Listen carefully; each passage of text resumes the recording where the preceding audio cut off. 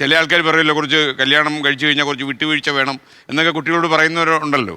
അപ്പൊ അങ്ങനെ പണ്ടത്തെ കാലത്ത് ഇപ്പാരും വിട്ടുവീഴ്ചയില്ല, മനസ്സിലായില്ലേ? ഏത് കാലത്ത്? മൈക്കല് 73 കാലഘട്ടത്തിൽ ഉണ്ട്.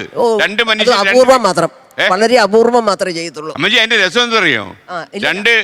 രണ്ട് വ്യത്യസ്ത വ്യക്തികൾ തമ്മിൽ കല്യാണം കഴിച്ച് ഒരു മുറിയിലാകുമ്പോൾ ഉണ്ടാകുന്ന ചില അസ്വാരസ്യങ്ങൾ വരും. അതിൽ നമ്മൾ വിട്ടുവീഴ്ച ചെയ്തേ നോക്കൂ. ഒന്നോട് പറഞ്ഞോട്ടെ, നേരത്തെ ഉള്ള മാതാപിതാക്കള് എങ്ങനെ കഷ്ടപ്പെട്ടിട്ടായാലും മക്കളെ കെട്ടിച്ചു വിടും. അവർ കള്ളുകൂടിയനായാലും ഏത് ഇതല്ല അവർ മക്കളോട് പറയും സഹിച്ച് ക്ഷമിച്ച് വീട്ടിൽ കഴിഞ്ഞുകൂടാന്ന് പറയും.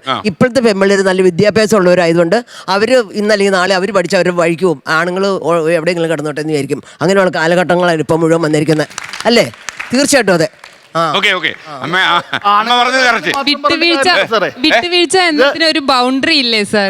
ഇപ്പൊ പറഞ്ഞു ആണുങ്ങൾ മദ്യപാനം അതായിട്ട് അങ്ങനെ കിടക്കുന്നു ഇങ്ങനെ കിടക്കുന്ന ഒരു ആരോപണം വന്നു. എന്റെ കേസിൽ കൃത്യമായൊരു കോടതി വിധിയുണ്ട്. The petitioner mother is a drunkard lady. Petitioner mother, അതായത് എന്റെ ഭാര്യയായിരുന്ന സ്ത്രീ കൊടുത്ത കേസിൽ അത് കോടതി പറഞ്ഞിരിക്കുകയാണ്, the petitioner mother is a drunkard lady.